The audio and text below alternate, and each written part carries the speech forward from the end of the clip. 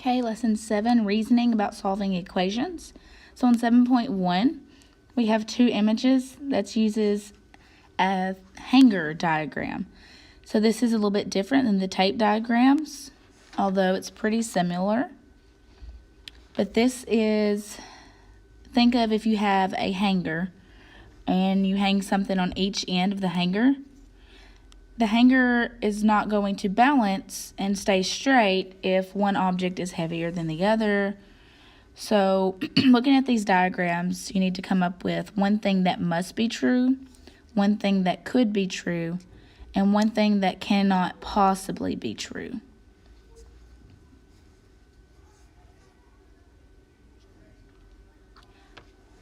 Okay, so one thing that must be true, we know that the triangle must be heavier than the square because it's lower on the hanger. It's making that side of the hanger pull towards the ground more. So we know the triangle must be heavier than the square. One thing that could be true, we could say that the circle weighs less than a square, or maybe the circle weighs more than a square. It depends on what the actual weights of each object are. One thing that cannot possibly be true, so we know the triangle and the square cannot possibly weigh the same based on the first diagram. On 7.2, on each balanced hanger on A, B, C, and D, you're going to look at those diagrams and then match those diagrams to the equations above, and then use those diagrams to figure out which variable goes in which box in the equation. So each box for these equations on number 1 will be filled in with either X, Y, Z, or W, depending on the diagrams and what would make the equation true. So 2 times something plus 3 equals 5. So which variable would go there?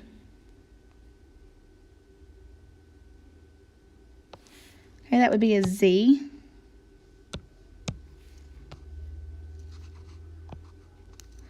Because in our diagrams, we see that we know it needs to equal 5, and we're adding 3 to whichever variable we have.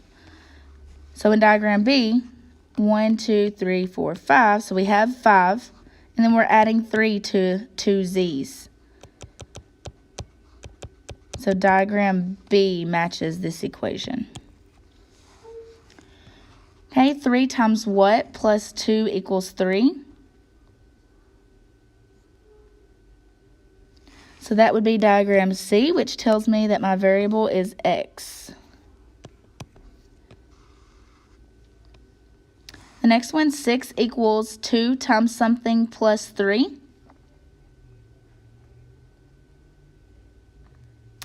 That would be diagram D, which means my variable would be Y.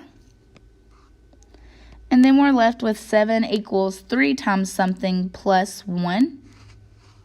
So that would be diagram A, which means my variable would be W. Now, number 2, it wants you to find the solution to each equation and use the hanger to explain what the solution means. So for diagram A, we want to find the solution. So looking at the diagram, I have 7 squares on one side, and I only have 1 square on the other side, but I also have 3 circles that's represented with a W. So think about a balance. If you put something on one side of the balance, you have to put it on the other side as well to stay balanced. Same thing if you remove something. So if I wanted to remove this 1 on the right side, then I would have to remove it from the left side as well in order for it to still be balanced. So now I'm left with 6 squares and 3 circles on each side. So I want to try to figure out how I could split these equally among the W's so that I know what each W represents. And I know I have 3 W's and 6 squares, so for every 2 squares, that's equal to 1 W. So that tells me that W is equal to 2. Okay, diagram B.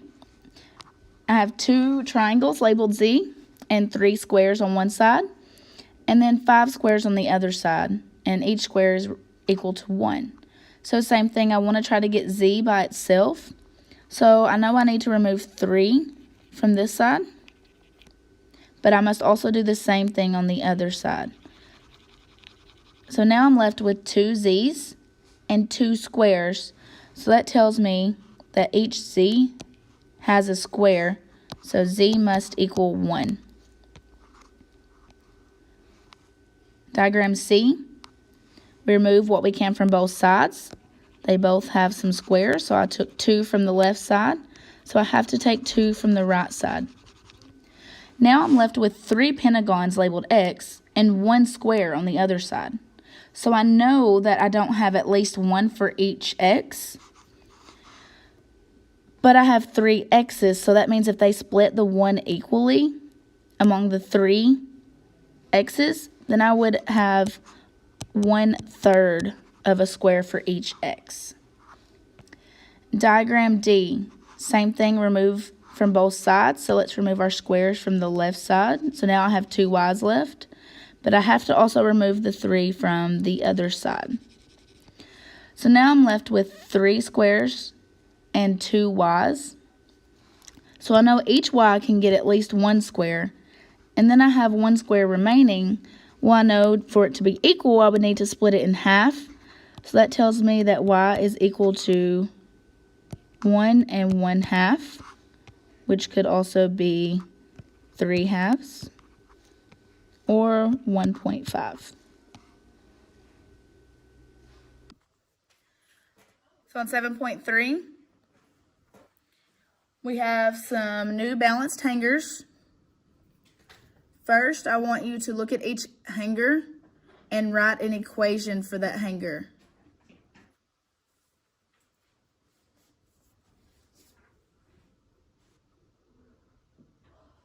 Okay, so what would be the equation for diagram A?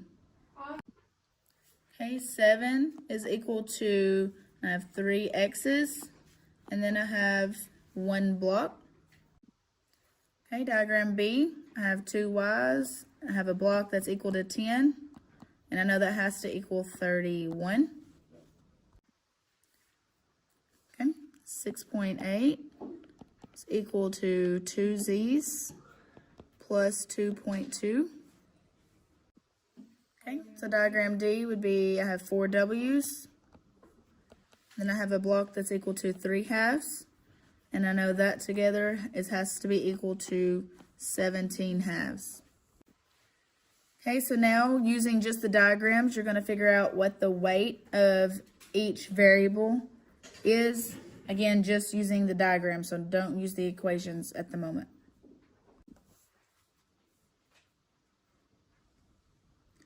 Okay, so for diagram A, using the diagram, how could I figure out X? Okay. So if I remove 1 from the right, I have to also take 1 away from the left. So that leaves me with what now? So I have 6.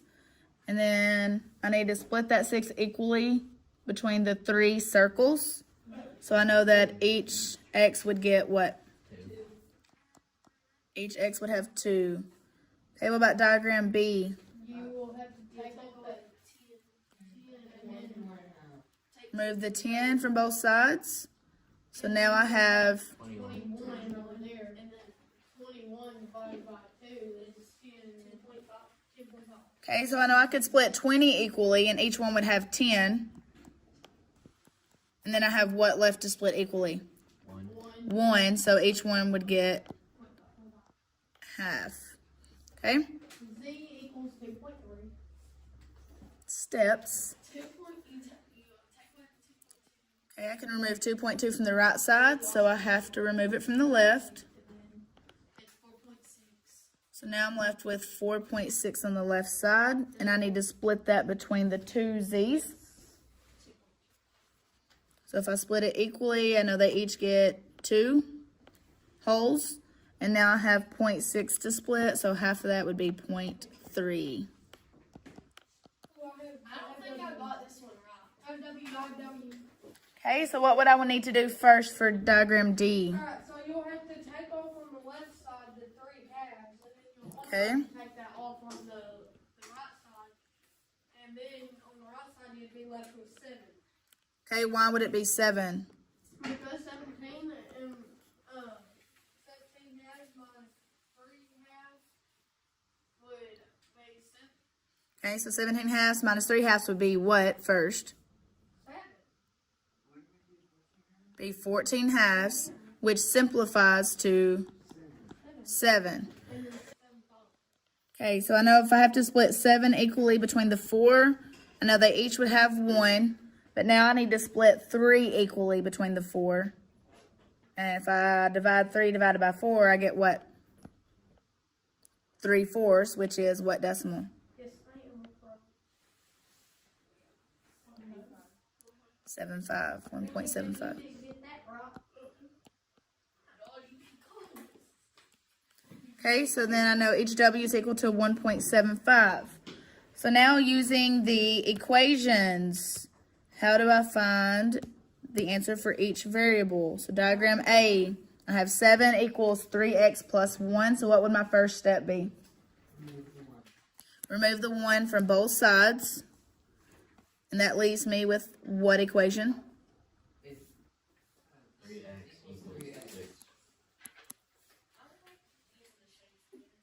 Okay, and then what would be my next step to solve for x?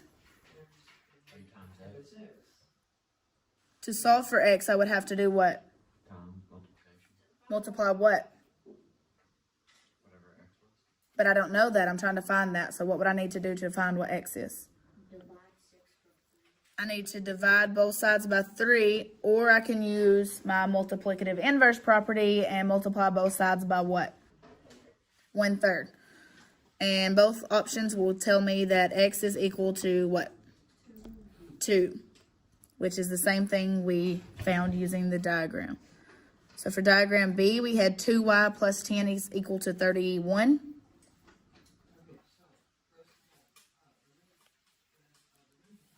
So I need to subtract 10 from both sides. That leaves me with 2y is equal to 31 minus 10, which is 21.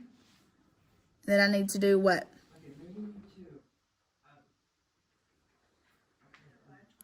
Divide both sides by 2.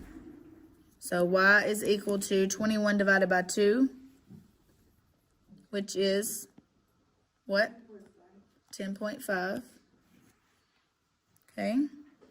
And then on diagram C, yes. Diagram C, so 6.8 is equal to 2 times z plus 2.2. Remove 2.2 from both sides. 6.8 minus 2.2 is what? 4.6 is equal to 2 times z. 4.6 divided by 2. 2.3 is equal to z. Okay, and last one, diagram D. You need to totally get rid of the 3 halves. And how do I totally get rid of the 3 halves? Subtract 3 halves from 3 halves. Okay, so I subtract 3 halves from 3 halves. That equals 0, but I have to do it to the left side also, or to the right side also. So 17 halves minus 3 halves is, we said 14 halves, or we could write that as 7 to simplify it. And then to solve for W, I need to do what? Divide 7 by 4.